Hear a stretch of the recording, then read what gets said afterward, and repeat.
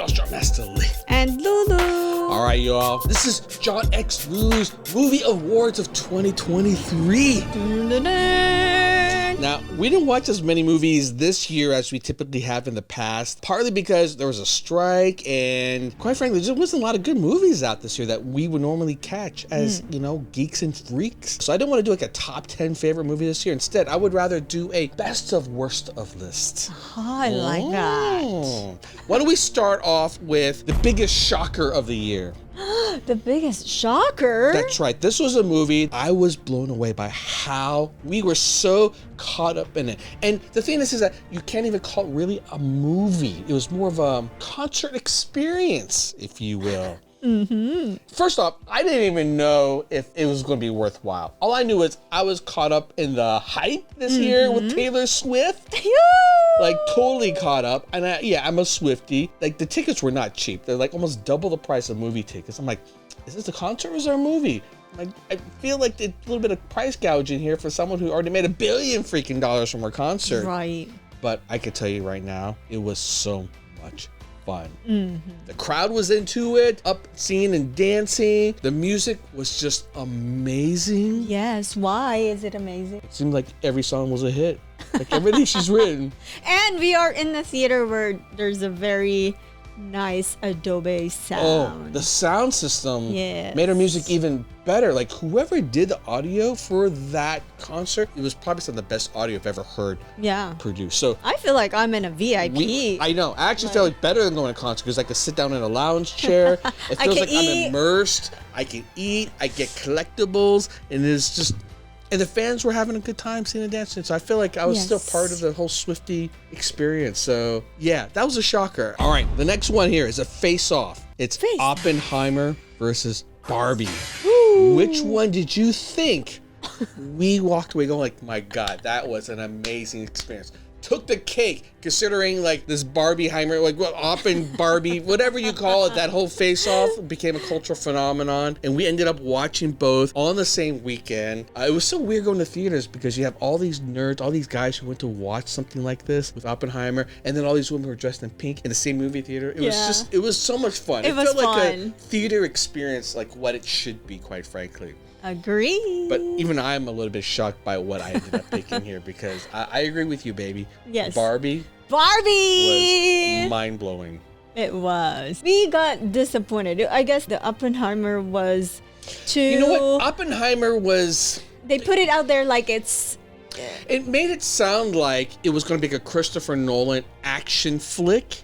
And he's known for that with all the movies he's produced, right? But this is more of a documentary. With intense scenes and amazing cinematography, but there's so much talking. Hyped. And it was so much sort of what I call like talking drama. I mean, the scenes where the bomb goes off, you felt it. Oh my goodness, like it was intense. It made you fear for the life of like everyone's involved in this kind of thing. But yeah, it was almost like too much exposition and too much talking. And even halfway through, I was like, I don't want to say I was bored. I just feel like it could have been tighter. And I could also look over the corner of my eye for someone like you who probably couldn't understand half the things we're talking about. I'm like, are you even following along?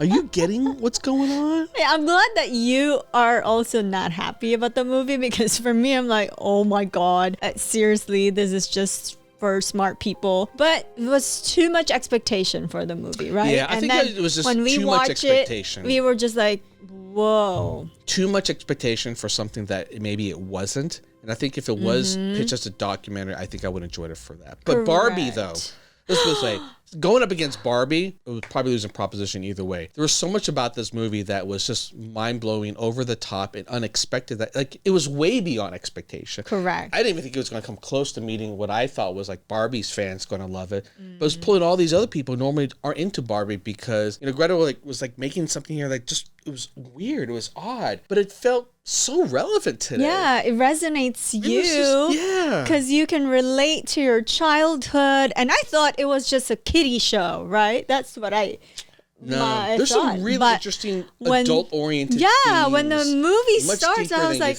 oh my God, it's for an adult. Good. Yeah, Barbie nailed it. So kudos to Barbie. Honestly, kudos for Oppenheimer for also getting us just aware of, this time in history. Yes. But I think Barbie was just much better of a theater experience. All right. How about worst movie of the year? Oh. This one was tricky because honestly, there was a lot of bad movies we watched this year. But this one, you actually did like the movie, but I think it's just because I'm so overwhelmed by how bad it was that I was like pulling you into, come on, let's get real. This movie sucked.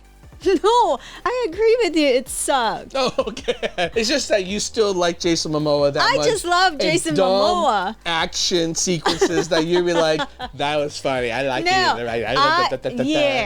Yeah. It was not what I expected. Even if you turn your brain off, I feel like for most of it, just like, why? Yes, why? The number of parts in there that was fun that I know you will normally like, right? The humor, the lightheartedness, Jason Momoa without a shirt on. It's almost like, if that worked, give me more of that. But half of it was just really dark for no reason. Half of it and was... And it doesn't, the spot, like the plot was nonsense. Look at me, I'm clueless, but I'm saying that. Oh my God. There were plot points in there that was just... Why? Okay, I'll leave it at that. That was just dumb. DC, I can't even imagine how, like, badly they've blown up this whole universe. You know what? The note that they ended on that was even worse was the end credits scene that you saw. Like to end on that scene, how fucking embarrassing. Dude has to eat a cockroach. He's a famous actor, and he's going to be known as the last scene forever in this whole DCU eating a cockroach. Ooh, learn how to eat. Who thought this was a good idea? All right, best movie of the year. Woo! Now, I'm a little surprised I picked this one, partly because maybe I just didn't think that of all movies, this one would be the best one. This was the last one of a trilogy, and the first two I enjoyed, but not on a level where I think about like movie of the year. But Guardians of the Galaxy did it. This third movie, there was something about it that I think hit all the right notes. If DC fucked up the whole universe, Guardians of the Galaxy at least did that series wonderful proper. Ending. Right. It was emotional. Yes. It was action-packed. It was funny as hell. Yes. And I feel like you could say that it was like about Aquaman, but something about Aquaman like messed it all up. Whatever Aquaman messed up, Guardians of the Galaxy did right. Fixed it. And it's shocking because we at first not really a fan of the movie, and then we end up loving it. Yeah, the series has grown on us. I think it's because the characters, even though the characters are one-noted, over 3 movies, you develop a relationship with them and you care about them. And the music? It made the whole series. They picked the best music in every one of these movies. And to the point where we literally even have a whole reaction list to the music from the movie series because they're so good. So, kudos for like nailing everything. So I do have hope, James Gunn is going to save the DCU because of how well he kept this whole ragtag group of people together and to make a movie like this that feels like it's bigger than life, it's bombastic, but it never lost its heart, and that's really hard to do. So kudos for Guardians Why of the am I Galaxy. emotional?